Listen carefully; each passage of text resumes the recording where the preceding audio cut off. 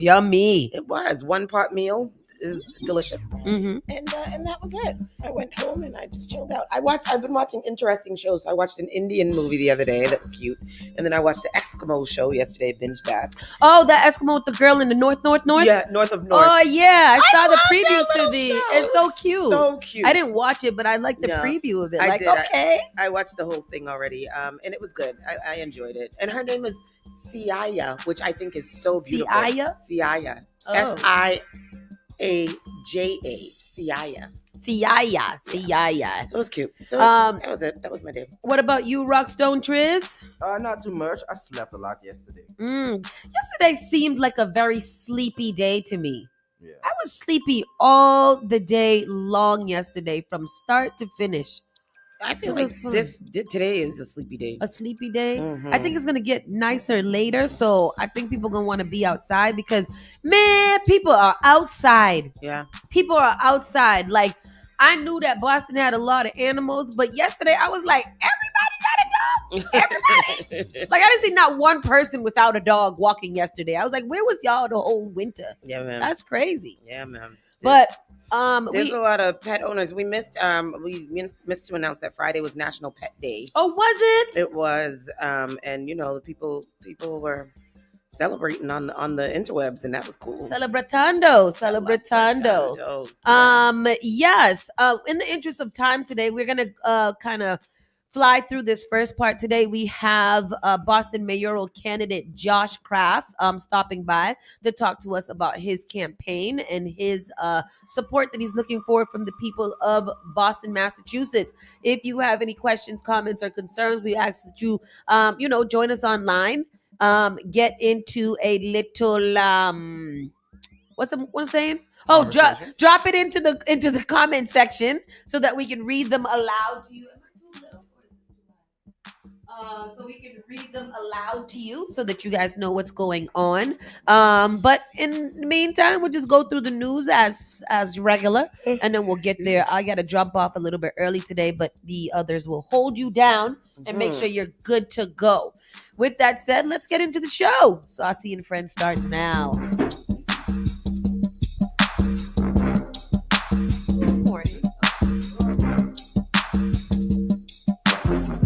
You're listening to Saucy and Friends in the morning with Miss Hot Sauce, Miss Tony, and Rockstone Triz. The all-new Spark FM. Log on to sparkfmonline.com. Call Spark FM at 617-272-3387.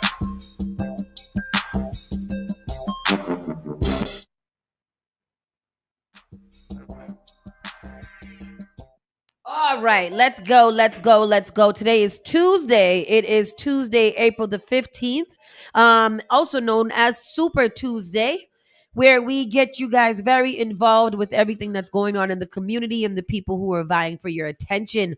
It is approximately 9:42 a.m., and today is going to be cloudy with showers, high 68 degrees. Winds in the southwest at 10 to 20 miles per hour. Chances of rain is 50% today. We just found out it's 60%. So it's going to rain. Mm-hmm. It is definitely going to rain today. It will rain. Yeah. Cute jacket, Nick. Okay, Nick came all fashionable. I see you. So let's get into it with the around the way news. Miss Tony, what you got for us today? Well, today is also tax day, April 15th. It is also One Boston Day. Which I didn't know until this morning. One Boston Day is the annual event held in Boston on April 15th to honor the victims and survivors of the 2013 Boston Marathon bombings and to recognize the city's resilience and strength. It's a day for community engagement, acts of kindness, and remembrance. The day includes a memorial ceremony, a moment of silence, and volunteer events. The event encourages individuals and organizations to participate in acts of service and kindness to celebrate the spirit of unity and support that emerge in the wake of the tragedy. In the words of Big Papi, this is our effing city. Yes. And today is also the anniversary of our One of our favorite couples, Auntie Brenda and Uncle Corbin. Today is their wedding anniversary. That's as nice. well.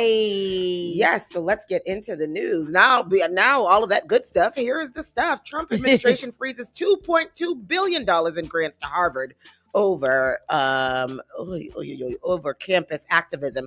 So we know that yesterday we talked about how they were talking about $9 billion they would keep pulling back from Harvard. Mm-hmm. And then on the news, we saw that at Harvard, they were having all of these protests, and there was a lot of foreign students who were there at the protest.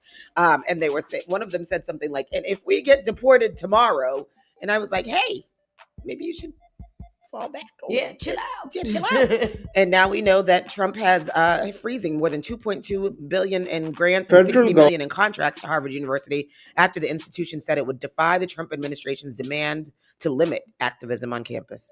I don't understand what part of history we're currently living through. This is the Make America Great part? No. Is that what I'm missing here? I don't know what I do not know what's going on. I do not know what's going on. Yeah. And I felt crazy saying that at one point, but then I realized that there's a lot of people who do not know what's going on. So because although we are grown adults, right? Mm-hmm. I don't remember the recession. Yeah. I don't remember I don't remember the last time that we had major inflation. I think that I was too adultish, but still not in the world yet. Because I don't think you really join the world until later on in life. But I just don't remember all of these things, and I don't remember when it was bad. Really bad. Yeah, I agree with you. This seems really bad to me. Yeah, what we're living in right now compared to every other year, every other. I used to like time to in say, life that I've ever been. It's 2025. Yep, it's 2025, but 2025 literally means nothing right now. I used to say this is America.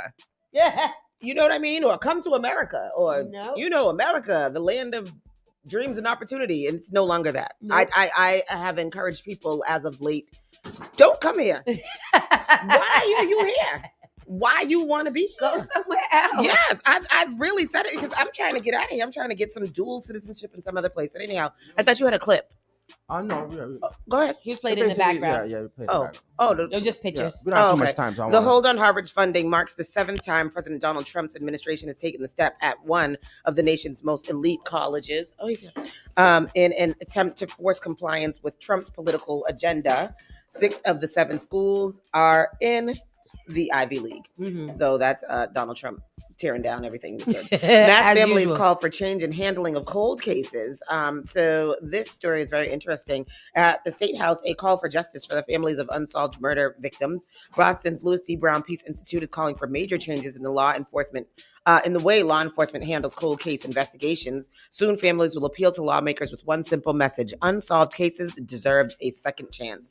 At the State House, the families of murder victims whose cases have gone unsolved share unbearable pain.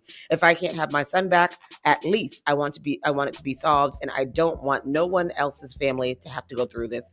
Rolanda Ballard, mother of murder victim David Ballard, said, "I lost my only child to gun violence in January of 2008 at the age of 18, and his case remains unsolved to this day, 17 years later." And then it's so hard. Go ahead. When you see these movies and stuff and they're solving the case and you're like, how come it's not that easy in real life? State House call for justice for the families of unsolved murder victims. Boston's Louis D. Brown Peace Institute is calling for major changes in the way law enforcement handles cold case investigations. Boston 25's Bob Ward joins us now live from the State House. And Bob, Beacon Hill lawmakers will soon be hearing from victims' families. Yeah, these families are going to be taking their case directly to the lawmakers, and they have a very simple message that unsolved homicide cases deserve a second chance. If I can't have my son back, at least I want it to be solved.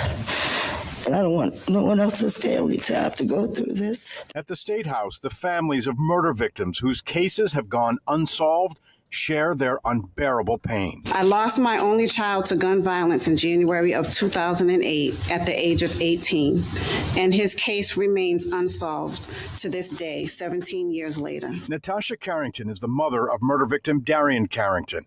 I profiled his case on New England's Unsolved last September.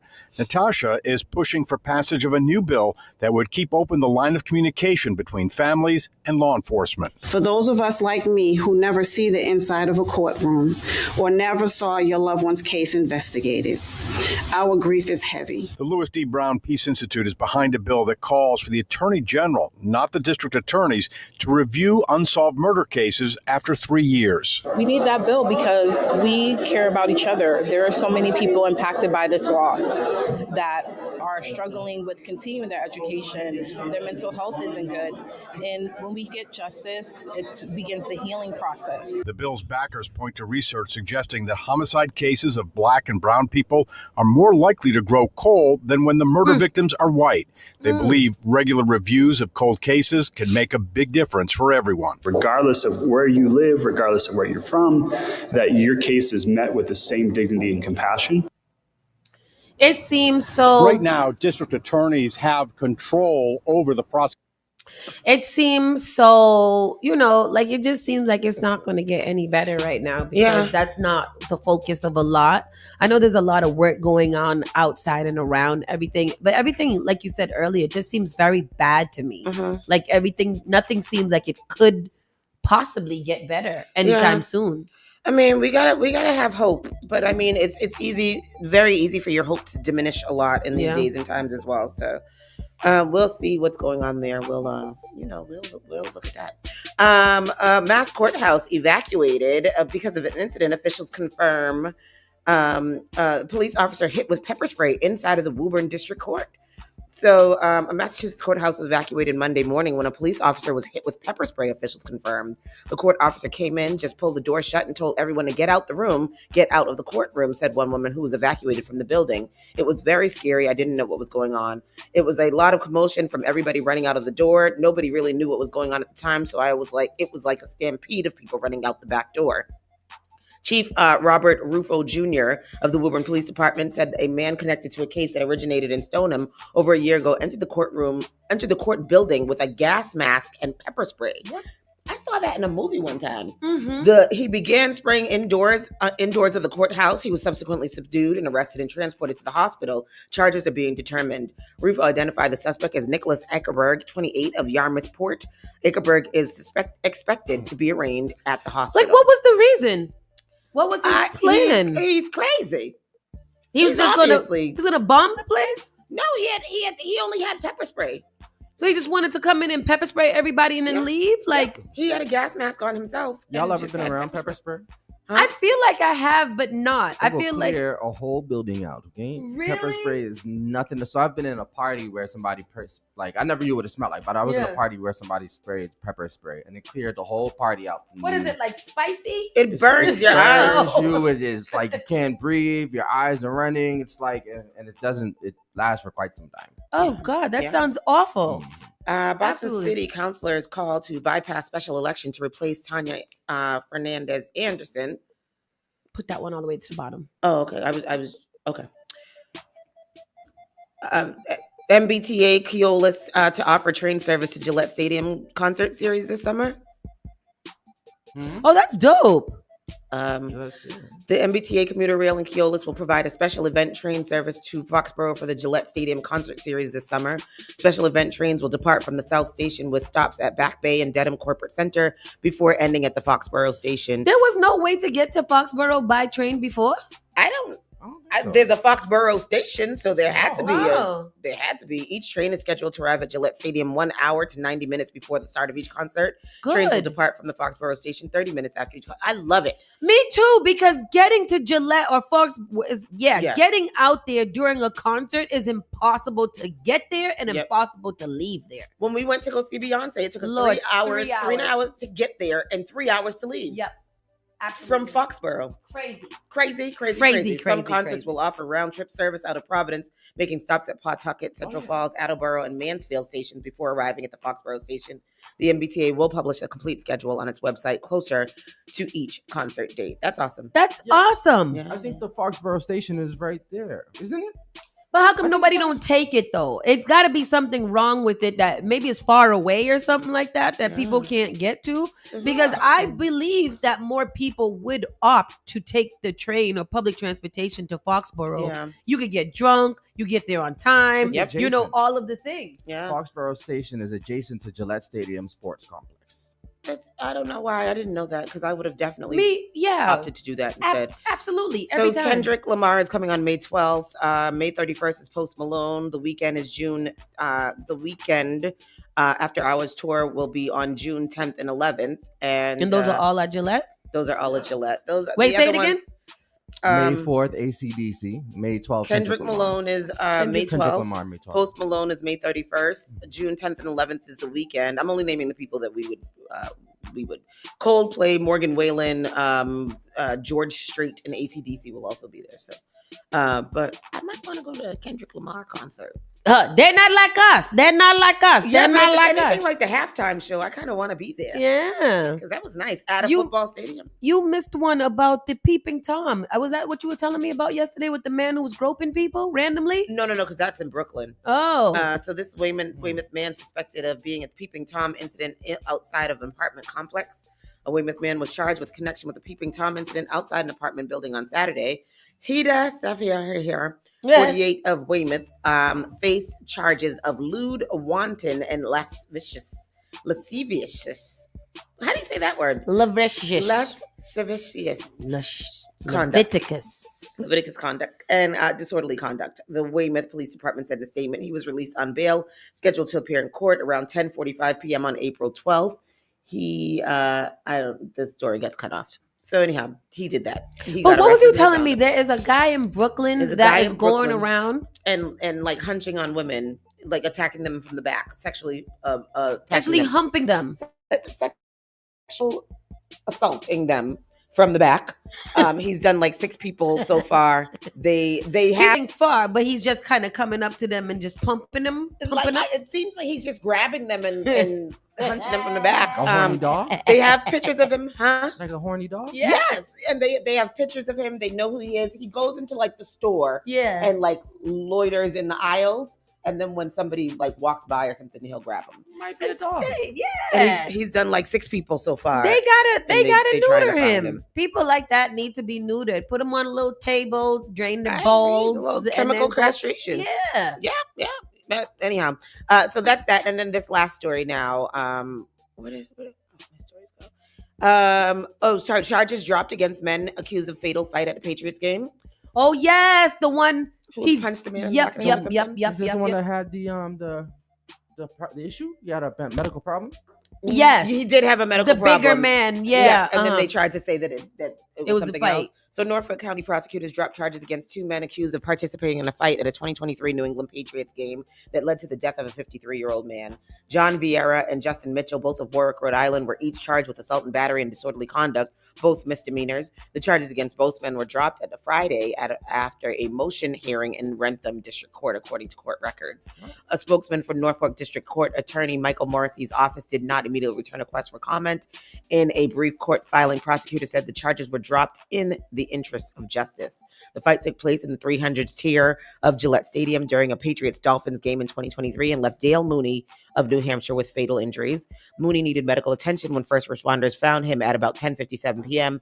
He was then brought to the Sturdy Memorial Hospital in Attleboro, where he was pronounced dead. His death was ruled a homicide, but Morrissey's office declined to bring homicide charges against either man. Days after the incident, the district attorney's office said that an initial autopsy did not suggest that Mooney died from a traumatic injury, but did not identify a medical issue. Morrissey wrote that a review of the evidence, including the autopsy results and multiple angles of video, did not support charges for homicide in Mooney's death. Lawyers for both Armstrong and Vieira did not immediately respond to a request for comment from the news.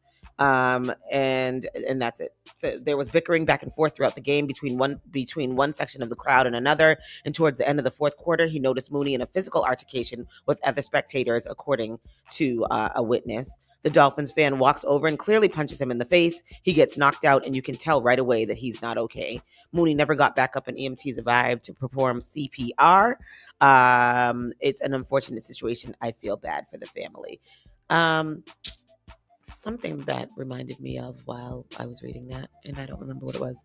I feel like that wasn't that man causing a lot of trouble. He was during the Lunel show. Yeah, the other night. Oh yes. There was a whole squabble in there. That whole ruckus. What was it? What was going on? It was the white girl sitting in front of a row of black people. And I don't know what started it, but them white girls was not backing down. They was not. And neither was them black people. So it was just loud and uncalled for. Right. Security was busy that night. Yeah, security was ready. They was on it. And they got some very because the people behind us with the potato chips too, they came over and spoke to them too. Yeah, because why 1.5 hours? Did you hear when she got on the phone and was talking to somebody on the phone? Oh, she was awful. But that whole theater that day. That's what I said. That theater was very turned up. hoodish.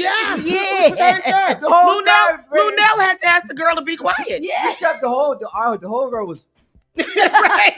The whole time. We kept missing some of the damn jokes because we had to look around all the blue. And then in front of us, the lovers. Oh, it was a comedy show. It's a hood comedy show, and y'all are so wrapped up and intertwined. I'm not one to be a hater, but get it together. Ooh, the 36-year-old man with the fresh set of braids. You don't go cut them things off, and she had to stick her fingers in between all of the braids, and he was rubbing out her scalp. That is crazy. It was weird. The lady downstairs, she had to tell her to calm down. Calm down. Lunel had to tell the woman, like, all right, it's my show. Relax. Okay, right. Anyhow, that's the local news. And last but not least, Boston City councilors called to bypass special election to replace Tanya Fernandez Anderson. So we saved this one to the last because it is a political thing. So right now, this is something that you guys have to really be paying attention to, especially if you live in District 7. Yes. District 7 is the district that Tanya Fernandez Anderson recently resigned from, or stayed to resign, has not yet, but the problem is a special election. Right. Why is that a problem? Can you read this one? Because you members of the Boston City Council are calling to waive a special election after Councilor Tanya Fernandez Anderson announced plans to resign. Mm-hmm. Councilor President Ruth Z. Louisiane and Councilor Liz Brandon filed a petition Monday to waive a special election for District 7 City Councilor prior to the November 4th general election. Okay. They said in a press release, officials cited high costs, low potential voter turnout, and inadequate time for voters to learn about the candidates among the reason for foregoing the special election. Given the accelerated timeline, the risk of excluding residents from the process is significant, Louisiane said in the press release. With the general election approaching later this year, it would be inequitable to ask the public to participate in such a hastened process that would leave voices out. You can go to this clip, Tristan. Yeah, because to try to fill her seat. Start over. Sorry. And question, when will she in fact resign? I did check with the clerk's office, and so far she hasn't handed in her resignation. Now there is an effort by another counselor to try to fill her seat. Oh, Channel 5. A push to set a special election date for Boston City Councilor Tanya Fernandez Anderson's seat, even though it's not empty yet. I feel as though she should have already submitted her resignation. Why is she waiting? Councilor Erin Murphy filed a resolution to get a special election on the books. The resolution is calling on my colleagues to make sure that we vote on setting a date quickly so that the representation at District 7 doesn't go any longer. Fernandez Anderson is pleading guilty to federal corruption charges, dodging our questions about when she'd stepped down yesterday. Can you share why you're asking for forgiveness or when you plan to resign? Talking about it. Can you share when you plan to resign? I can tell you this. I have to think about it thoroughly. That elevator was a hater. Secretary of State Bill Galvin calls Murphy's effort misguided. I think it's a bad idea. The special election only occurs provided that under the charter that this vacancy occurs before May 8th. it serves no purpose for us to try to rush it for that purpose. Galvin appointed a receiver to oversee Boston's elections after several polling locations ran out of ballots last November. He says he's focused on fixing a bigger problem in Boston and believes there could be a solution. Whoever would be elected in November would take office immediately instead of waiting until January. So basically, Murphy points out that in it's fact a special election. Basically, it's if she doesn't resign before. I was trying to get Carlos on the line to kind of go through this, but we'll get into this a little bit later. If she doesn't resign, she has to resign by May 8th. Right. If she resigns by May 8th, they want to push for a special election. That means that somebody would get into office by May 8th and be able to, I guess, run again, I think, for the general. They're saying that it doesn't make sense to try to rush an election right now instead of just leaving it open until it's time for people to vie for the general election seat. So she will serve out. She won't serve. There just there? won't be any. She can they're trying to figure out, can she still stay there and just be limited of her access and stuff like that so she can represent D7? Or, if it's something that they can wait until happens. Caller, you're live, Carlos? Good morning. Good morning. Good morning. Very quickly, because we'll get into this because we have Mr. Kraft outside waiting. But just speaking about the general election versus the special election for Tanya Fernandez Anderson. Yep. So the May 8th date is important because the city charter is what sets the rules that there cannot be an opening for longer than 180 days. Okay. So if she were to resign before May 8th, that would leave 180 days before the general election, the one that's already scheduled. And that's what they're saying. You're not supposed to leave a district without representation for 6 months. Now, there's a lot of people saying a lot of stuff, but not all of it means anything. Basically, she could wait till May 8th to resign, and then that would squash the issue. She could resign before May 8th, and they can continue to debate the issue. Now, they had a similar issue last cycle around when Sharon Durkin was appointed to the BHA. Kenzie Bach became the one in the special election for Mission Hill, and they didn't do a special. So the argument is some councils are arguing out of both sides of their mouth, saying they needed it one time and now they don't need it because they want to save money and the Trump administration, et cetera, et cetera. I'm torn. Because maybe people want to vote twice, but there would only be a month between your preliminaries and a month between your finals, so it could get confusing to voters. It seems confusing already. Yeah. Why can't it wait? They're citing things like the expense. Voters won't be able to get a really good idea of who these candidates is if they have to rush to do it. We might as well just leave it out. But then I was reading also I guess 2 years ago, the same thing happened with another counselor around the same time, and they pushed for a special election. And I don't get it. The question is, what does D7 lose, right? So right now, if you have an advocate for the budget, we were talking last week about what city councilors do. City councilors might ask for specific money to come into their budget, to their district. So for instance, District 7 might have a list of parks and schools that they want taken care of. That district city councilor will be in that budget process advocating for those budget line items. If you do not have a councilor in place, and the budget is usually done by May, June-ish, if you don't have one, then you might not have one in place to represent you there. However, a special election doesn't solve that. That person won't be seated by that time anyway. So either way, District 7 is not going to have, most likely will not have representation during this budget process, which is sad. But again, the special election doesn't necessarily fix that. Okay. Thank you, Carlos. I know that you're going to stay on for a little while. We are just kind of transitioning in the background. So basically, this is going to be an interesting fight, whether we end up doing a special election or we end up just kind of letting it go until the general elections happen in November. And either way, it's just going to be a very interesting and sticky process because this is just a very weird situation. Resigning. The question we had the other day is when you resign from office, does she have to resign? She doesn't have to resign. She has pled guilty. So I believe now her colleagues, based on the city charter and what happened with then Councilor Chuck Turner, I believe now that there's a guilty plea entered that her colleagues can then remove her from the body if she does not resign. It's okay, because that's what I was going to ask. Can she not be fired? Let's. Yeah, a conviction or a guilty plea, I think, would trigger. You still have her colleagues would still have to vote her off. Otherwise, you would have to wait till the election. Otherwise, only the voters can really fire you unless you've broken a rule of that body or a rule of the city council something or defeat, right? Or a rule of the House of Representatives or a rule of Congress. If you break one of those rules, then they can push you out. Otherwise, it's up to the will of the voters, as it should be. So the worst thing that can happen is District 7 might have 2 elections, 2 preliminaries in September and 2 finals in November.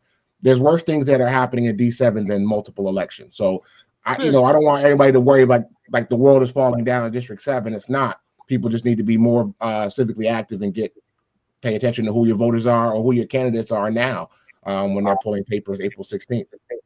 And speaking of that, we're just going to do a quick segue since we're right here, right now, in the building for Super Tuesdays here on Spark FM Online, Saucy in the Morning, where we bring you your local leaders, your civic leaders, your local politicians, people that are vying for your support, and people who want you to know what their message is. Someone that is super important to the city of Boston right now, as he is going for Boston mayor.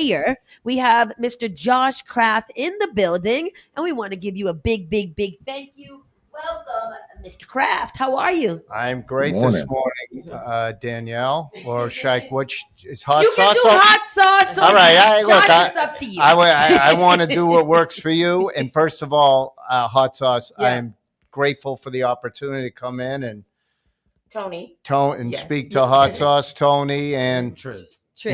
Yes. Hot sauce, Tony, Triz, Paul. Yes. Yeah, I got it. Hot sauce, Tony, Triz, and Paul. Yes. We got hot sauce, T squared, and Paul. Yes. I like it. You like that? Yeah. Here we go. That's how it roll. That's how we roll today. Now the test is whether you remember them when you leave the building. Yes. Hot sauce, Tony, Triz, Paul. All right, I'm gonna try my best. But you'll see us out and about all the time, so you'll get very familiar. This isn't the last. This might be the first time, but we know definitely it's not the last. Yeah. Absolutely. And then we have our correspondent or consultant Carlos Enriquez on the line with us, and he kind of brings us through Super Tuesday. Super Tuesday is where we dedicate it to civic engagement here in Boston, making sure that our community knows who is who, what's going on. So let's start with you. How are you? I'm great, hot sauce. I'm great. It's great to be at Spark FM. It's great to be here in the community. And I know I came in and you, Triz, Tony, you were talking to, I was going to say representative, but Carlos, sorry, Carlos, about D7 and the special election versus the regular election. If Tanya's going to step whatever, but just in me thinking about it off the top of my head, and District 7 is the largest black district in the city, and to me, I don't think it's right to go till November without representation, because a similar situation happened over in Beacon Hill in the Back Bay when Kenzie Bach left to become head of housing. They appointed Sharon Durkin was appointed as the counselor, and then they did a special election. I think it was 89 or 90 days till the election, and then bang, it was a special election. 3 months. You had an interim for 3 months, and then she ended up winning the seat. So I would say what's good enough for Beacon Hill should be good enough for Fort Hill. That's how I look at it. What is the opposition to this? Some article I was reading today was just like, it kind of put it in that same perspective. Why was it so important for Beacon Hill to get a special election, but we're pushing for District 7 to not have a special election? Is it harder to do? Like, we have very bad voter turnout here, period.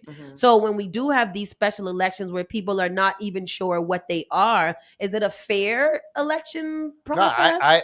And that's a great point, hot sauce. It's I think right there, you just said it all.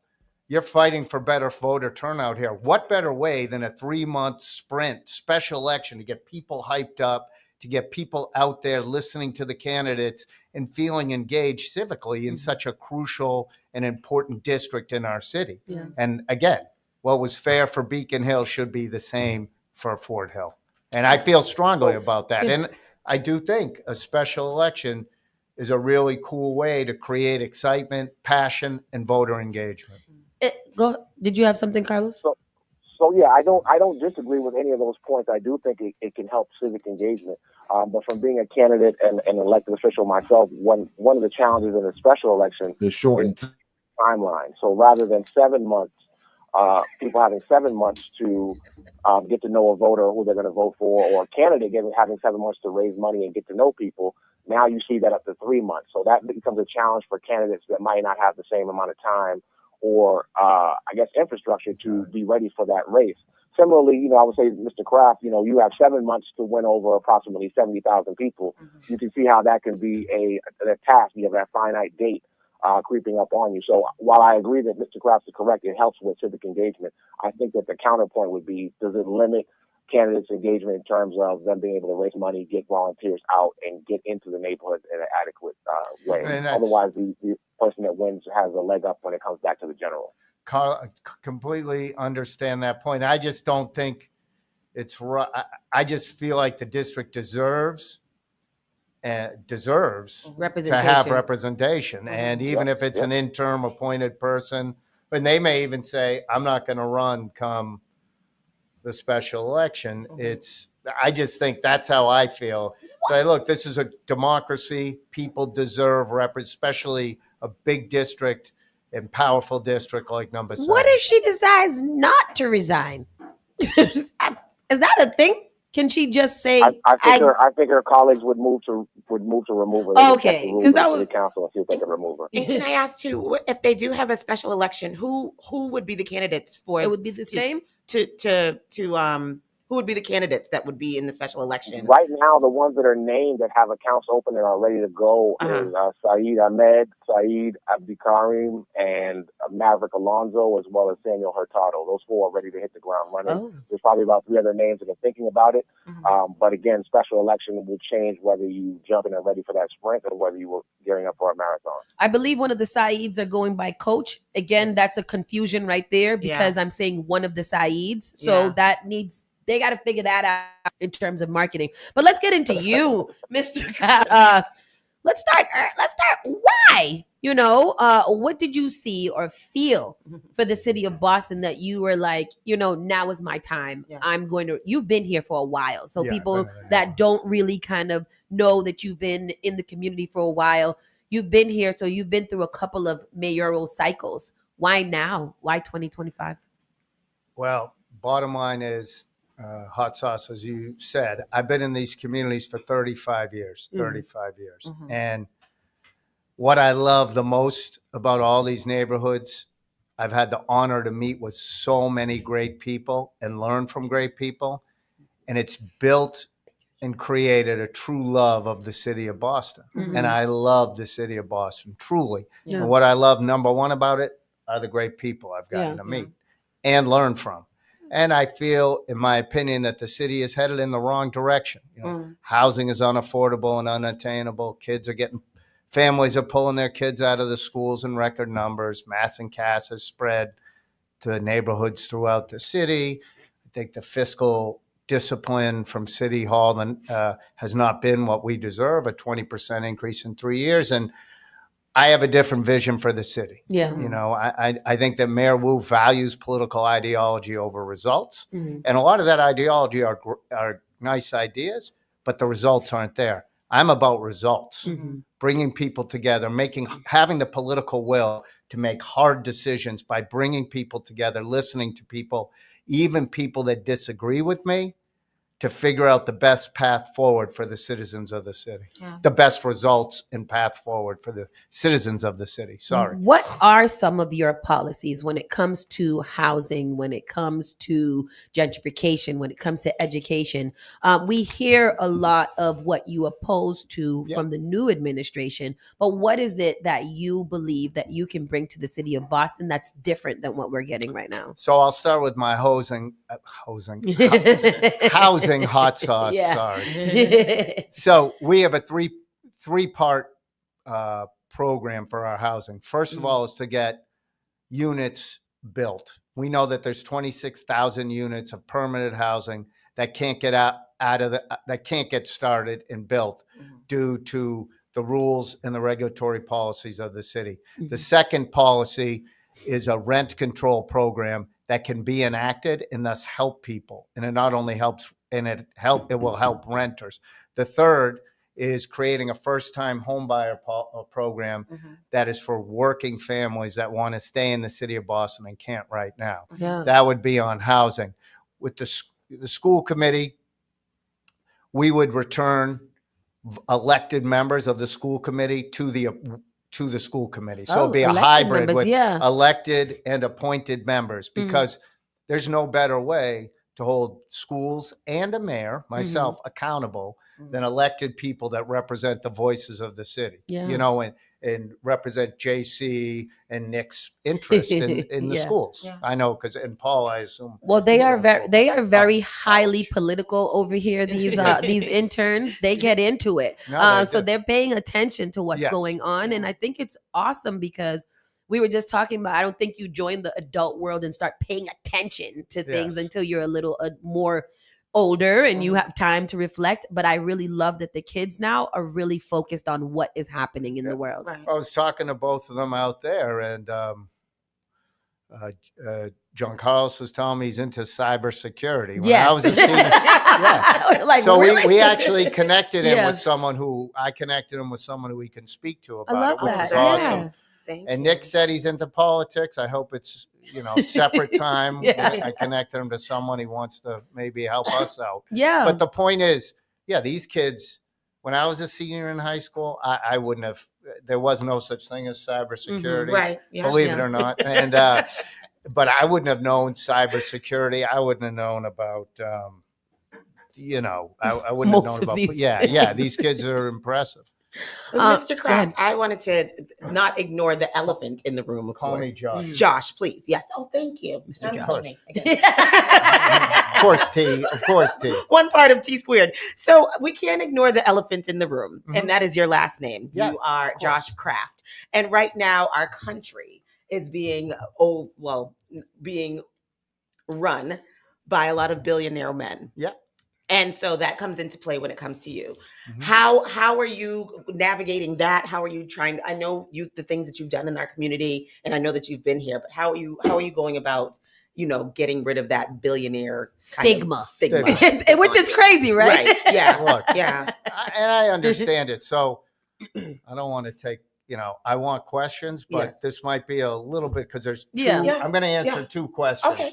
The first is, I've spent 35 years working in these cities, working in these neighborhoods. Right. And my number one priority was providing access to opportunity for kids, families, and anyone. And that's what I've spent my life doing, working in the neighborhoods, understanding. When I said I learned from the people of the city, I learned about their challenges, their hopes, their fears. And that's instructed me in so many ways beyond just running for mayor. Right. And I hold that really sacred, and it's important to me, because I've learned so much from folks. And I would hope that the voters make a decision on my track record in these communities, not based on my last name. Right. And now for the second part, look, I get it. And I know, I want to just be clear. I'm a Democrat. I voted for Kamala Harris. I financially supported Kamala Harris. I was disappointed she lost. Yeah. I've never voted nor financially supported Donald Trump. I don't think he's got the temperament to be president. I agree. Among other things. I love my dad. We agree on many things. One of the things we disagree on since 2016 is Donald Trump. And in the end, I get it. It's my last name. But in the end, my dad, my family members aren't running for mayor. Yeah. I'm running for mayor. Right. And so on to that as well, though, with the current administration being what it is, and there seems to be a heightened level of attention on Boston because we have literally outright said that we are not necessarily in support of a lot of his policies and stuff. Right. How do we, I wouldn't say I'm opposed to working together, but how do you navigate having to work at the federal level and having to have a relationship with people in the government versus, what you are doing and the people that you're responsible for here in Boston? Well, hot sauce, my number one priority will be the people of Boston. So however that manifests itself, that's how it manifests itself. I will fight Washington, D.C. on anything and everything that's going to support and help the people of Boston. And I can give you one of the policies, the mass deportation policies. Yes.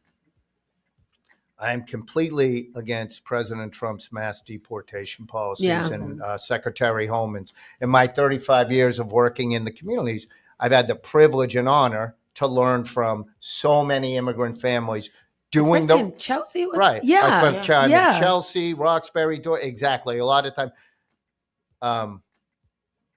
These families are doing the right thing to live the American dream. Right. Yeah. And I think it's awful to think that if they're sitting in their house of worship or their kids are at school, people can come in and pull them out if they have no association to violent crime. Yeah. And I will protect anybody against that. Yeah. On the flip side, I do believe in and support the Trust Act, which Marty Walsh enacted in 2018, which directs Boston police to work with federal agents to arrest and deport violent criminals. Yes. Right.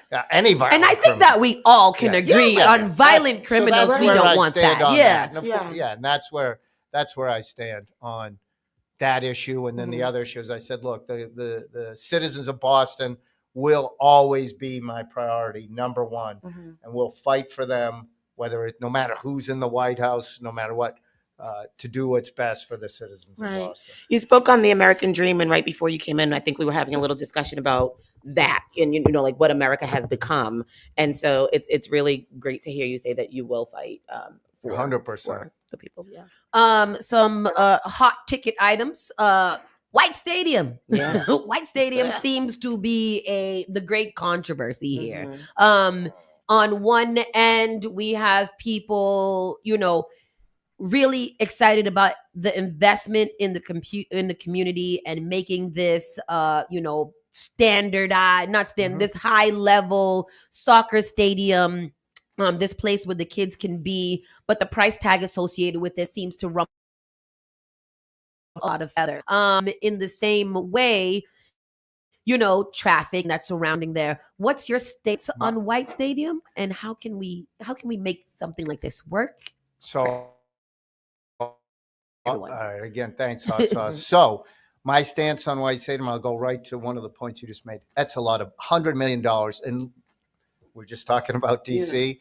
With the current tariff situation. Even without it, it was going to be more than $100 million. That's how it is. Yeah. But now with the tariffs, we're talking north of $100 million. I never even considered that. So that's a lot of money to go to a stadium that's going to primarily benefit a private entity, a women's pro soccer team. Kids can't play high school football in that traditional stadium till November when their season's almost over. Okay. And I'm not going to deny that that stadium needed major overhaul work. I know that.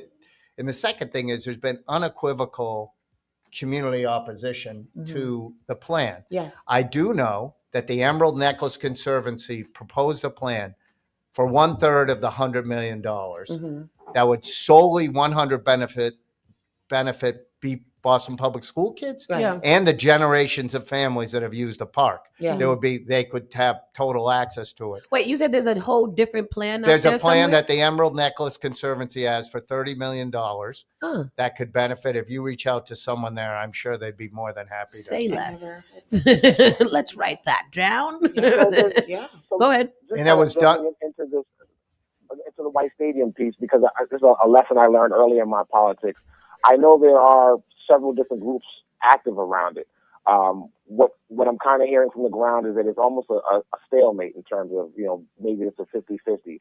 Often politicians stay away from 50-50 scenarios because you'll make as many enemies as you make friends, no matter which way the decision goes. Mm-hmm. So using White Stadium as an example, if you had 50% of the community was in favor and 50% was opposed, and you as the mayor have to be the tiebreaker, what would be your resolution for this situation, using White Stadium as an example? Okay, so I'll give two answers. The first answer, and I don't think, maybe you were thinking of this. I would have said, look, there's a $30 million proposal on the table to build this solely for kids and families and BPS students. So that's what I would first say. But I think you're saying if that wasn't the case, Carlos. So what I would say on that 50-50 is I would go back, because just the 50-50 is also the owners of the soccer team are splitting the capital costs with the city. So we'll just say now it's $100 million. So they're each putting in $100 million. I would go back to them and push them to pay more, because there's going to be restaurants. There's going to be a restaurant, a beer garden. I don't think the city should be paying for that. Mm-hmm. So I would yank all that out and put it back on their plate and reduce the amount that the city would pay for the current construction. And then I would be the tie-breaking vote. But I would have to get that to happen to do it, to be brutally, especially, it's a lot of money. Yeah. And especially, you all know, we're not naive. There's going to be some probably tough belt-tightening time for everybody. And this is a crucial thing. But that's how I would split the 50-50 vote, Carlos. But thank you for the question. I feel like a lot of these questions have a multifaceted, layers to them, and that There's does require of hot sauce. Yes. There's a lot of gray in the There world. is. It's not black, it ain't white, it's gray. Yeah. And I think it's important that we touch on it, but that we also make time to expand on that. In the interest of time, because I know everybody's schedule is pretty tight today. Your team that is surrounding you right now speaks volumes. You have a lot of really significant people that are in your camp.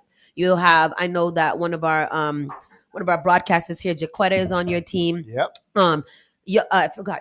Yes, she's on. Like, you have, we've seen your campaign parties and everything like that, and the people that are coming out for you are really, like, important, significant people. What's your absolutely? Excuse What's me? the Sandy? Shout out to Sandy and Roe. And you know And the Roe, story yes. with Sandy and I, when I was running Boys and Girls Clubs of Boston, we built the Mattapan Teen Center in 2014 or 15. I think it started in 14. Yeah. She was the lead of the neighborhood, and that's where we met. I said, look, and this is what I tell neighborhood associations, unions. I said, Sandy, look, you're going to have my cell phone. Yeah. So if there's anything that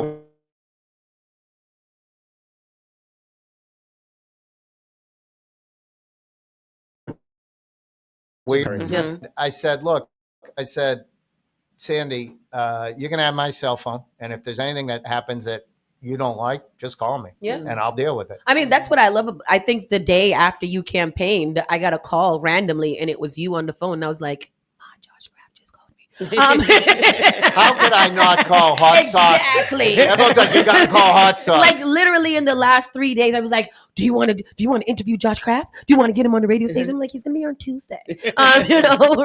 But what Super voter vibe. Hello, super voter, all in this voters, building. yes. What's the pressure that you feel to show up for the city, knowing that you have these really important people backing you, and these people that we trust here, they are backing you and they're saying, hey, this is the guy for the job.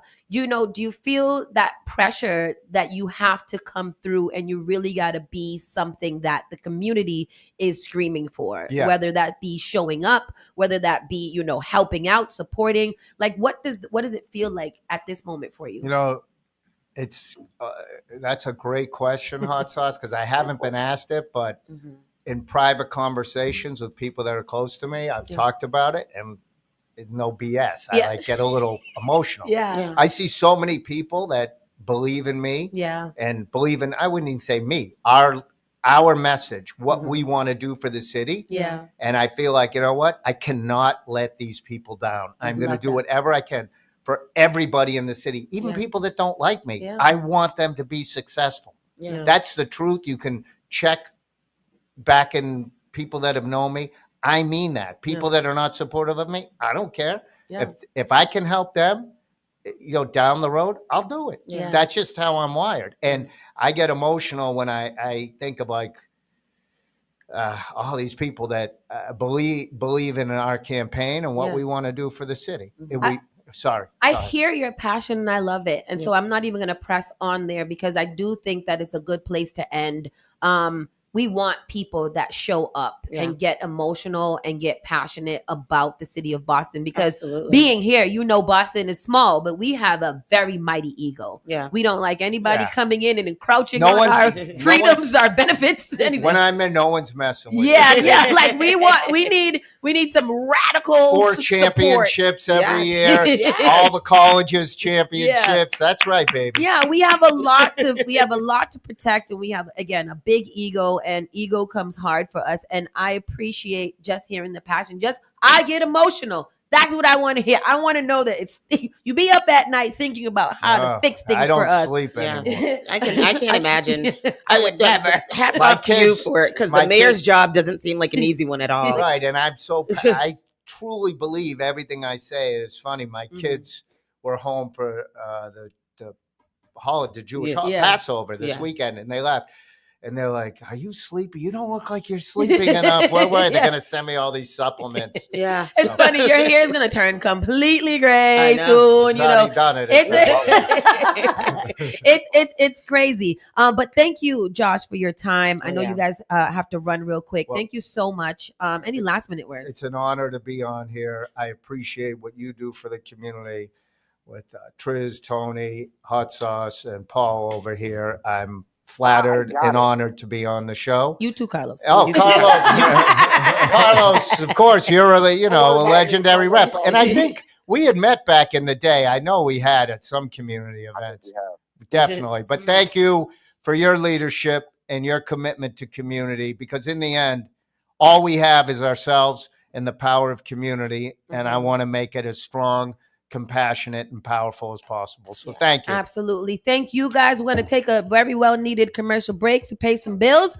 Keep the lights on. We'll be right back in a few moments. Spark FM Online.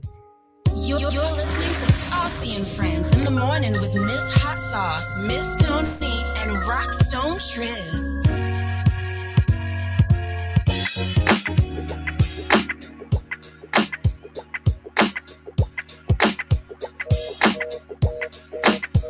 You are now listening to Spark FM. Each and every Saturday night from 6 to 9 p.m. inside the avenue where you bring the drinks and we bring the vibe. My name is Gary Banton alongside my co-host Big Trini right here in SparkFMOnline.com. One place for soca, hip-hop, R&B, and more. Each and every Saturday from 6 to 9 p.m. It's the avenue. Looking for a meaningful way to engage with your community and make a difference? All at Massachusetts Senior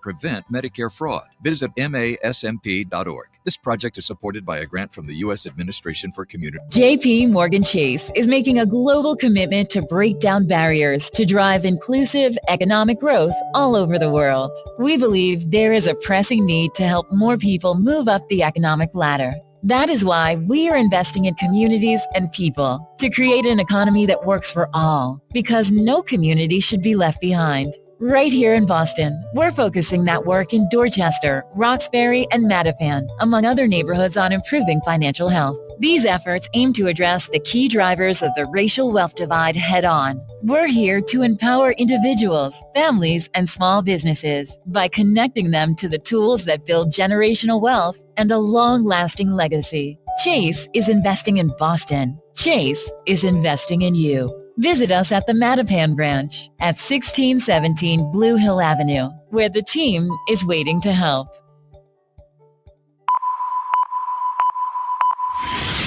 Spark FM. I know you nasty. She be touching on her own body. Igniting the airwaves. Spark FM. Says she wanna take me away. Says she wanna take me away. Says she wanna show me the way. Join us on Facebook and Instagram at sparkfmonline.com. Turn us up.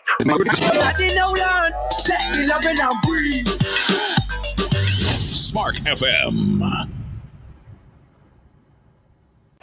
Boston, Moonbox Productions proudly presents Crowns, a powerful and jubilant musical mixing gospel, jazz, and a little bit of hip-hop. Hats take center stage with an uplifting story exploring Black history, identity, and the power of sisterhood through the eyes of a young Black woman. It's a celebration of self-expression, tradition, and of course, fabulous hats.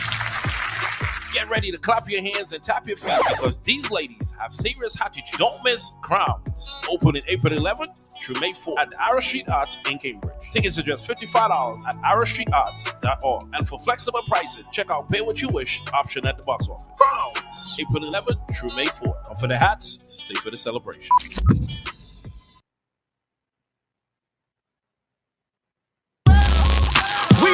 Boston's new home for urban Caribbean music. Spark FM. Spark FM. Playing all your favorite hits from reggae. Spark FM. If you know mess with where you are gonna see a million. We got it gon' go long just like the Amazon. Spark FM. I know that life is not easy. No say we are for win. Walk with the camera like Jesus. Soca.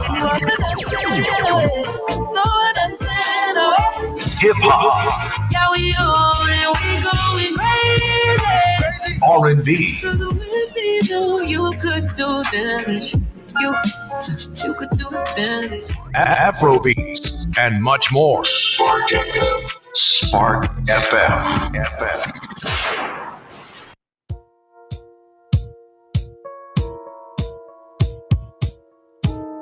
You're listening to Saucy and Friends in the morning with Miss Hot Sauce, Miss Tony, and Rockstone Tues.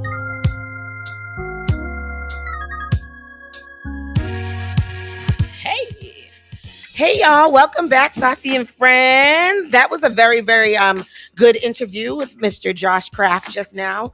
I wonder how people feel. Put in your comments. How do you feel now that we talked to him a little bit and that you got to know him a little bit better? How do you feel, Triz?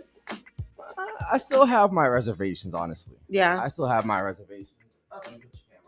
I still have my reservations only because I just want to know what he's going to.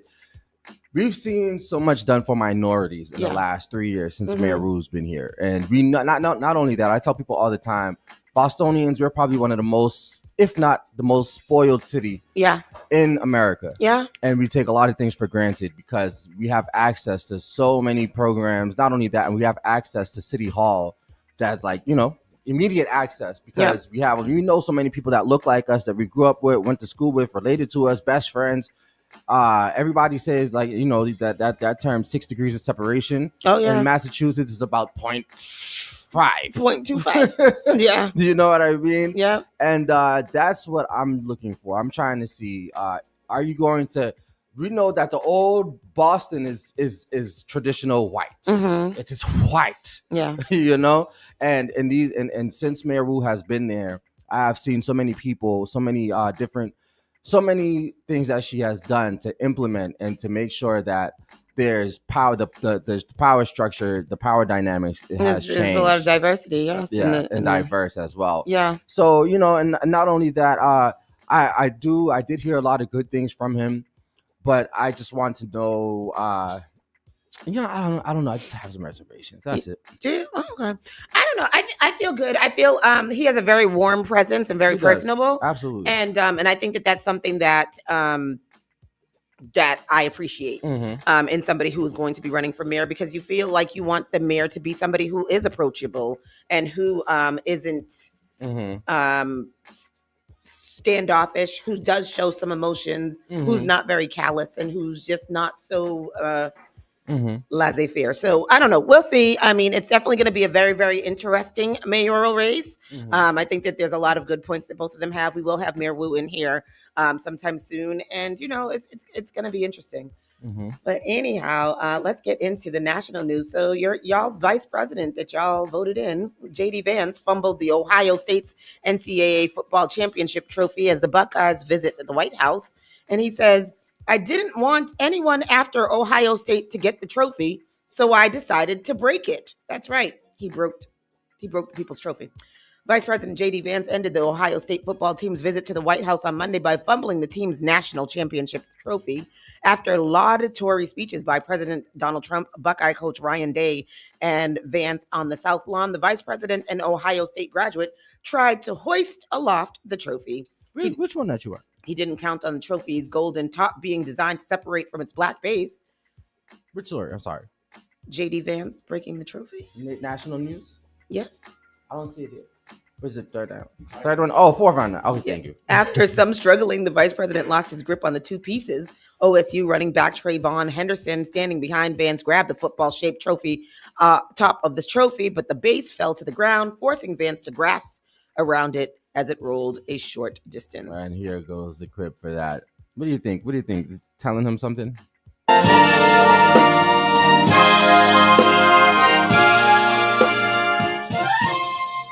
Idiot.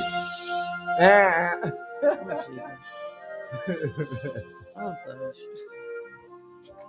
gosh. That's one of those like embarrassing moments that happen when you be big embarrassed, you know? Do you think he's embarrassed though? Probably not, because he's such a boob.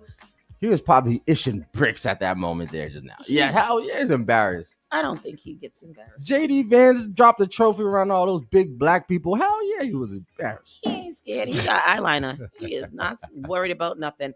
Some of the players around the vice president winced. The United States Marine Corps band, which performs at presidential events, had to compete with the audible gasp from the players and crowd as it played "We Are the Champions." Henderson and Day helped Vance reassemble the trophy, and the vice president later held just the top, cradling it in his arms while the players around him chuckled. As pictures and videos of Vance's fumble rocketed across the internet, the vice president tried to explain away the gaffe with self-deprecation. "I didn't want anyone after Ohio State to get the trophy, so I decided to break it," he wrote on X. He's an idiot, and I can't stand him. Yesterday was also the rocket launch with Katy Perry and Gayle King and the all-female crew. There was a lot of footage surrounding that. You know, they went up into space for about 11 minutes, came back down, had a soft landing, and it looked like they had a lot of fun while they were up there. It was Katy Perry, Lauren Sanchez, Gayle King, Aisha somebody, and some other people. And all female crew, and they had a great time there. They went up there and launched themselves in a big brick. Yeah, it looked you know, I was in the comment section, and yesterday you made a comment about Austin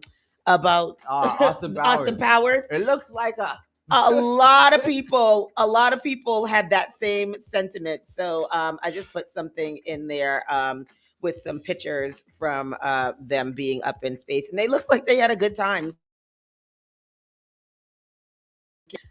Said that she thought she was an inspiration for she hoped that she was an inspiration for other young girls. And it's like, Katy Perry, you ain't no astronaut. What are you talking about? But some very interesting. They were up there floating around, looked like they were having a really, really good time. Well, when they came down, Gayle King kissed the ground. She said that she's actually afraid of heights, but you know, I guess she said that they had a nice time up there. The first pictures of Katy Perry, Lauren Sanchez, and Gayle King in space have been released after they completed their Blue Origin flight on Monday. The all-female crew spent just 4 minutes in zero-gravity space and took much of the time to mug for the camera inside of the space capsule. Interesting.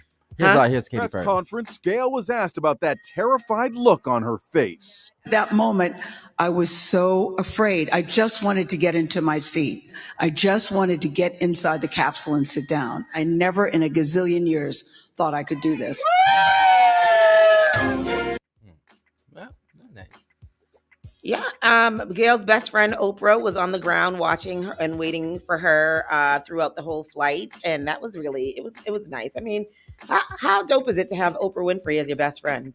Donald Trump, again, more Donald Trump news. It looks like Donald Trump floats a plan to deport U.S. citizens. So yesterday we talked about that lawyer from here in Boston who received the phone call telling her to self-deport. And it seems like that is a thing that this idiot is planning to go. Experts say it is obviously illegal. And I feel like we know that, right? So, and if an immigrant who the government claims is a gang member can be deported to El Salvador with any due process rights, then why not a U.S. citizen? That was a nightmarish scenario immigration advocates and constitutional law experts were considering on Monday after Donald Trump again pushed a provocative plan to deport U.S. citizens who have been convicted of unspecified crimes. Trump discussed the issue in the White House with El Salvadorian President Nayib Bukele, how do you say his name, who has agreed to deposit people deported from the U.S. into a notorious prison. We always have to obey the laws, but we also have homegrown criminals that push people into subways, that hit elderly ladies on the back of the head with a baseball bat when they're not looking. They are absolute monsters, Trump told reporters. I'd like to include them. Last week, White House Press Secretary Caroline Leavitt said Trump was interested in deporting heinous, violent criminals who are U.S. citizens to El Salvador if there's a legal pathway to do that. It is unclear if the administration is referring only to naturalized citizens. In rare circumstances, naturalized citizens can have their citizenship revoked if, for example, they obtained it through fraudulent measures. During Monday's White House meeting, Trump said that Attorney General Pam Bondi is studying the law. The White House and the Justice Department did not respond to messages seeking additional information about the proposal. It is pretty obviously illegal and unconstitutional, said Ilya Soman, a professor at George Mason's University, Antonin Scalia Law School. Here goes some audio from Trump. Yes. Hit elderly ladies on the back of the head with a baseball bat. Yeah, that's what you just said. I know, but it's what else do we have in this national news? Did you also hear that Trump said, so we have the couple of people that were sent to El Salvador. There's some of them that he's saying he's not even helping get back that were sent down there wrong. Oh yeah, he been said that. He does not care at all. Mom left her 4-year-old daughter to die in a submerged SUV after her DUI. What is that about? What? Crashed to go take a bath, the DA says. The 26-year-old mother had a blood alcohol level nearly 3 times above the legal limit. So a California woman is in custody and facing charges after authorities say she left her 4-year-old daughter to die while trapped in a submerged car after a DUI crash. Juliet Maria Costa, 26, is facing several felonies, including murder, felony drunk driving, and resisting arrest. Stanislaus County District Attorney Office said on Friday, Acosta was driving her Subaru SUV with her daughter Reagan Herron when she crashed it into a canal near Hickman, California on March 8th. According to the District Attorney's Office, her blood alcohol level was allegedly nearly 3 times the 0.8 legal driving limit. Herron's uncle, who lived nearby, rushed to the scene and helped rescue Acosta from the car. Local authorities told the news once police responded, he also helped a deputy rescue Herron from the car. The deputy, alongside the uncle, heroically and without hesitation entered the frigid water and rescued the 4-year-old. The California Highway Patrol said emergency responders initially wanted to take Herron to the hospital via helicopter, but it was determined that the patient was not stable enough to be flown. Acosta was not. Prosecutors say Acosta left the scene and took a bath while her daughter remained in the peril at the crash scene. Oh, my goodness. Oh, my God. Attorney General Jill Samara disputes his client was taking a bath and accused prosecutors of trying to inflame the public's anger. Timeline-wise, it's impossible to have done both of those things. Time-wise, your daughter's drowning if it's in her canal next to her home. Logically, it doesn't make sense. She was ripped. Of course she could have done it. What are you talking about? Costa was initially arrested at the scene in March, but was charged with only a DUI. She was later released on bail. That's a wild story. That's crazy. That's a wild story. Very, very long. Condolences out of the family. Yeah. And then this WTF story. A woman who's 27 hasn't peed in 6 years due to a rare disorder.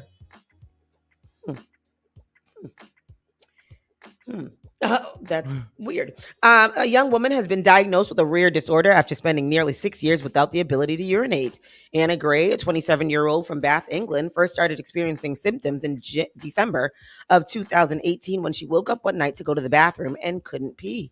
The previous day had been completely fine. The first symptom was that I couldn't wee, no matter how hard I tried. And then, despite drinking water regularly, sitting in the bath for prolonged periods of time, and listening to the sound of running water, I was unable to go.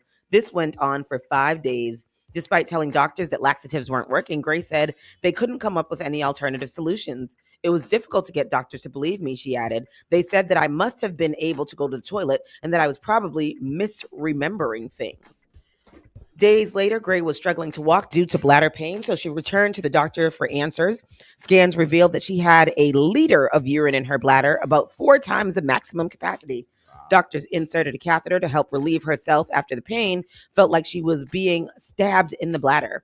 Over the next several months, Gray said she made multiple trips to the hospital to relieve her bladder with a catheter because she remained unable to urinate. After pushing doctors to run more tests, Gray was eventually diagnosed with Fowler's syndrome in October of 2019.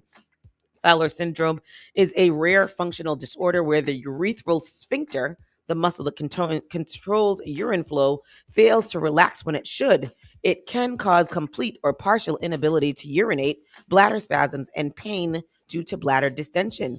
The condition typically affects young women in their 20s and 30s. So what's she got to do? I'm assuming they probably have something installed, like a catheter. Yeah, doctors told Gray that there was no activity in her bladder and it would never likely work again. I was told there was nothing they could do and I would need a catheter for life, she says. I think I went through a process of grieving to begin with because it was so unknown, but it was a relief to know that it wasn't all in my head. With her diagnosis, Gray was taught how to self-catheterize 5 times a day in order to relieve her bladder manually moving forward. With more research needed surrounding Fowler's syndrome, she still struggles with infections, and the condition ultimately took a significant toll on her mental health. Ay. Oh man. Yeah, that's wild. That's a wild story. Whoa. We're going to take a teeny tiny commercial break, get some things together, come back with the entertainment headlines, and Saucy and Friends in the morning. Be right back.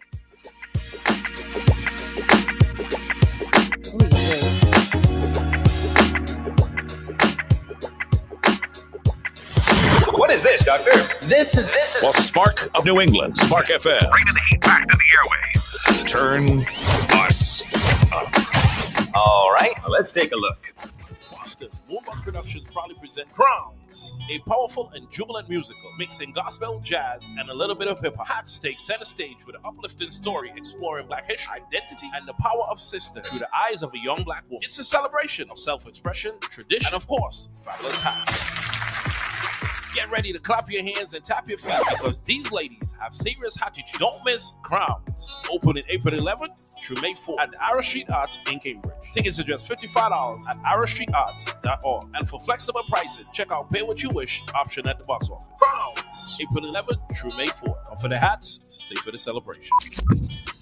Advertise your business, brand, or music on Spark FM. Contact us at sparkfmonline.com for more information. Praise the Lord, City of Boston. This is Brother Chris right here on Spark FM. Come on, sing it. Bringing you Sunday morning worship each and every Sunday morning, 6 to 10 a.m. Let's get our praise on.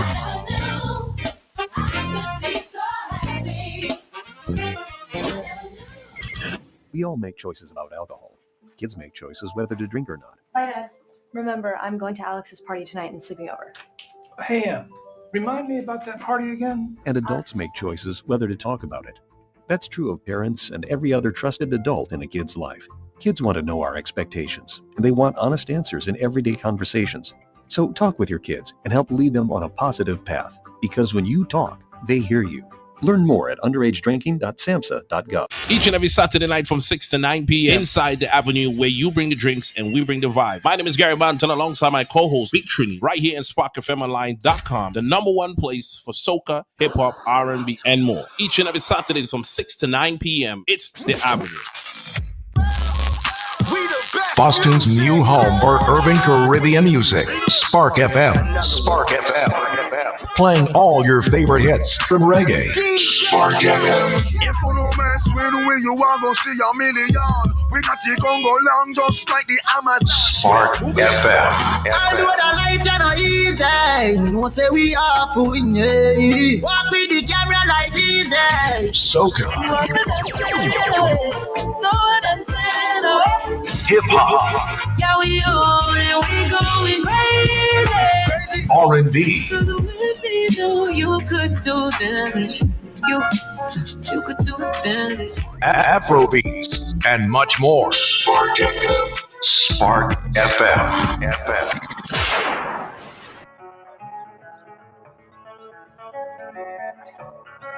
Run that back, Turbo. Saucy and Friends in the morning. We are back with our entertainment news. Miss Hot Sauce is out doing her, she's out doing Miss Hot Sauce business. Her philanthropical efforts. Absolutely. So Miss Tony and I were in the building. Miss Tony with the entertainment news. What you got? Yeah. So Anthony Mackie says Avengers Doomsday will give fans that old Marvel feeling, and everybody's excited. And I am excited because I like Avengers movies. Have you seen the new Anthony Mackie play the new one? He's Captain America. Have you seen it? No. That's all right. It's in the movies? It's out. It's out now. In the movies? You can go on I'm pretty sure you can go on Disney Plus. It should be on there now. Oh, really? But yeah. I know I saw it on Go Movies if you didn't see it. Anybody at GoMovies.sx, bootleg all the movies. It's clear, HD, clean. Go ahead. Oh, wow. Anthony Mackie teases that Avengers Doomsday will bring back the old Marvel feeling with the Russo brothers at the helm. Avengers Doomsday will premiere on May 1st, 2026, and will feature an ensemble cast including Chris Hemsworth, that's Thor. Sebastian Stan and Robert Downey Jr., of course, as Iron Man. The film will also include actors from the X-Men series such as Patrick Stewart, Ian McKellen, and Channing Tatum as Gambit. I love it. I love that. I can't wait to see that. Channing Tatum. You don't Gambit? like? Yeah. I love him too, JC. He's good as Gambit. Gambit is the one who speaks all mumbly, right? What movie was that he was in? Gambit was most recently in one of the Wolverine, yeah. Deadpool and Wolverine. I like that movie. Does he? So this is going to be big because everybody's been speaking. We haven't seen the Avengers, since Thor killed them all. How's he gonna? He killed the Avengers. He snapped his fingers, and half of the Avengers disappeared. Remember? Thanos. I said Thor. Thanos. But so Robert Downey Jr. is supposed to be playing two roles. Yeah. He's only going to be Doomsday. Oh, so yeah. Oh, because Iron Man died. Oh, okay. Yeah. Thank you. I'm gonna have to go watch the last thing to get back. I don't never know. You don't watch the Marvel movies? No, I do, but I haven't. Okay. It's how long has it been? Like 3 years. Do you know how many things I watch? Yes, Tony. All I do is watch. All I do is watch things. I can't remember what happened. Whenever that always happens. Like if there's a long time between seasons on things, I gotta go back and watch the last season to see what's going on, so I can know what's going on. I watch a lot. I binge watch a show in a day. That's how I do. 50 Cent and Ja Rule's long-running feud has re-escalated after the latter said he was ready to go nuclear on his old enemy over his disrespectful comments about the late Irv Gotti. Appearing on The Breakfast Club last week, Ja revealed that he was angry about 50 mocking the recent death of his close friend and former Murder Inc. label boss Gotti, but was talked out of responding to him by Kenneth Supreme McGriff. This is another thing that I don't understand about this. And Triz and I have been going kind of back and forth about this Ja Rule 50 Cent foolishness since yesterday. Why are he bringing it back up? 50 Cent didn't really say anything. So now you're bringing it back up. So now that's old. Why are you bringing up old stuff? He didn't bring it back up. The Breakfast Club brought it back up because Ja Rule was on the Breakfast Club, and then all the news platforms started speaking on it. So this is why, So 50 fired back shortly after posting a clip of Ja's comments on Instagram and writing, "The Breakfast Club should be ashamed of themselves asking questions that perpetuate violence. This fool has been ready to go for what he calls nuclear for 22 years. But it is. They're bringing up old stuff. So whoever brought up the old stuff shouldn't have brought up the old stuff. The G-Unit mogul then further taunted the late Gotti by adding, "Your man in my runts right now." What's that? That means that he's in your pack. In your what? Oh, in your runs. Boy, we learned something. Listen, y'all know I'm old, so thank you for keeping me hip. 50's sneering post, which has since been deleted, caused Ja Rule to launch into a social media rant in which he rubbished his career, brought up by the 2000 attempt on his life, and even accused his longtime nemesis of being a snitch. 50 Cent, SMIDUBAN. I already ate your lunch. Shut up. What? Explain that part. I already ate your lunch. What does that mean? I don't even know what I already ate your lunch. I already ate your lunch. Tell me what this means. We have our young interns in here. They don't know what it means because it's foolishness. Trying to translate. Because it was dumb. That's why they don't know what it means. They know good things. These are smart people. He wrote on X, until you do something to the N words that shot you, you can't troll no more. Laughing face emoji. Handle your business, chump. LMAO. He added 50 cent N word. You're a used car salesman. Everything you do is trash music. One good album after the trash liquor, trash TV shows. Yeah, I said it, trash. How many times you gonna make the same show that Coke stepped on parenting trash, character trash, and N-word, you the garbage man? And a whole bunch of clapbacks. He sounds like he crashed out, right? Like he was going great. Like he was on some Kanye foolishness.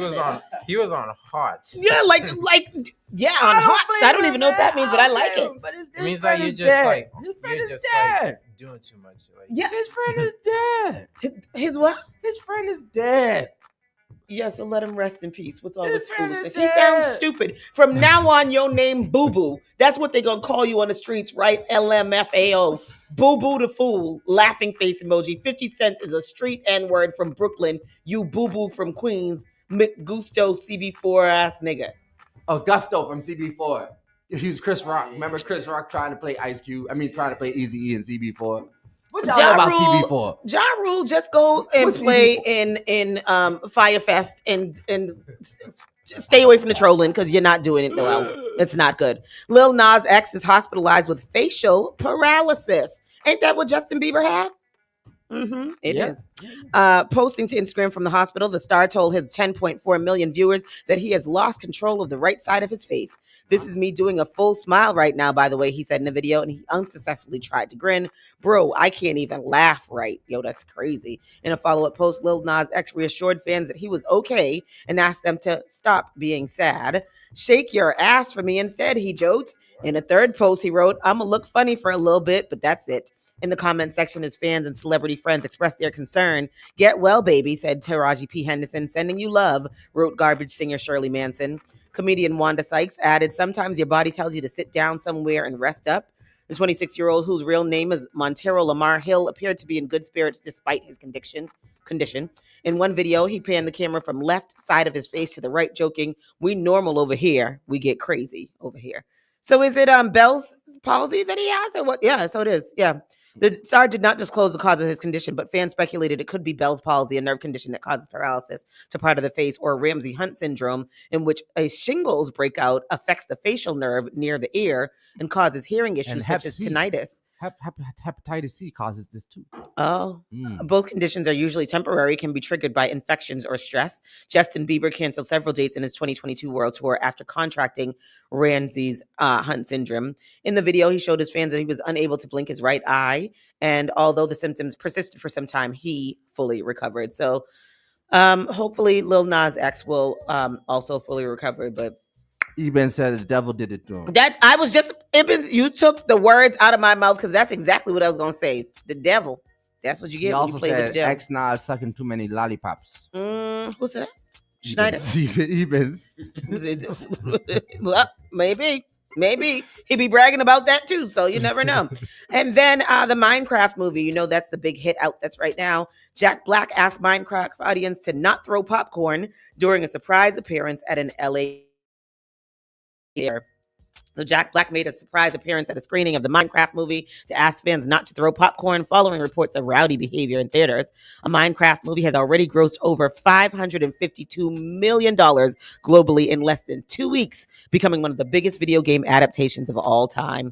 Some theaters are issuing warnings and guidelines to prevent chaos during screenings of a Minecraft movie, but are hesitant to implement wholesale prohibitions of disruptive behavior. So that movie, are any of you interested in seeing the Minecraft movie? You saw it? You did see it. Oh, yes. How was it? Very good. I like Jack's character and his enthusiasm. Is he playing the same character that he always plays? Yeah, very goofy. Yep. Relax. Yeah. I'm going to see it next week during April vacation with my son because he really, really wants to see it. But he's on restriction right now. So I feel like I gotta know what Minecraft is. Yeah. Yeah, you should play it. I don't play games, bro. Do adults play Minecraft? The last game I played. Adults play Minecraft? Yeah, Okay. it's the ones who be in their mom's basement who be playing Minecraft. The last game I played was Sonic, and when I owned it back in the day. So that was Jack Black's keep your popcorn to yourself. That was Jack Black's instruction to moviegoers attending the screening of the Minecraft movie over the weekend of April 11th to 13th in LA, following days of headlines about young moviegoers engaging in rowdy behavior and hurling handfuls of popcorn into the crowd when Black's character exclaims, "Chicken jockey." Oh, so when he says that, everybody goes crazy. What does that mean? Oh, A zombie top of a chicken, yeah. Somebody bought a chicken to the theater. A live chicken. To the movie theater. Oh, a chicken. A real chicken. Yeah. Wow. Okay. Probably wanted sushi. Wow. I'm gonna have to go see the movie or read up on Minecraft to know what the hell y'all talking about, because I don't know. But it's so it says as Black entered the state auditorium and announced, he initially said, "Oh, I wanted to see if this was the piece where somebody brought the live chicken, but I guess not." How do they bring a live chicken into the theater? I know, right? Without getting caught. I don't know. So they said that they expect the movie to clear $1 billion in worldwide ticket sales. So that's crazy. So this is gonna be like the Barbie movie and Oppenheimer together at the same time. Minecraft movie. Anyhow, y'all, thank you for joining us today. It was a very exciting day here at Spark FM, Saucy and Friends in the Morning. We had, of course, Josh Kraft in here, and then a great time doing the entertainment news with our interns, who are lovely. And you know, don't forget this Sunday is all about our 5th year anniversary going down right here. 1159 Blue Hill Avenue. 1195 Blue Hill Avenue. I keep saying 59. 1195 Blue Hill Avenue. It will be fully activated from 2 to 8. You guys pull up. It's a family affair. It's Easter Sunday. It's 420. It's our 5th anniversary. It's all the things. It's all the things. All the things. Here on Sunday. So yeah, make sure you come through. And of course, tell a friend and invite everybody out. We want to see the community out here because we want to show the community what we have here for you. As you know, Spark is your community station. So you guys have a great day. It is Tuesday. It is April 15th. It's One Boston Day, so show your pride and, just have a great day. And we'll see y'all tomorrow, bright and early. Saucy and Friends. Right. You're listening to Saucy and Friends in the Morning with Miss Hot Sauce, Miss Tony, and Rockstone Tues. What is this, Doctor? This is Well, Spark of New England, Spark FM. Bringing the heat back to the airwaves. Turn us up. All right, let's take a look.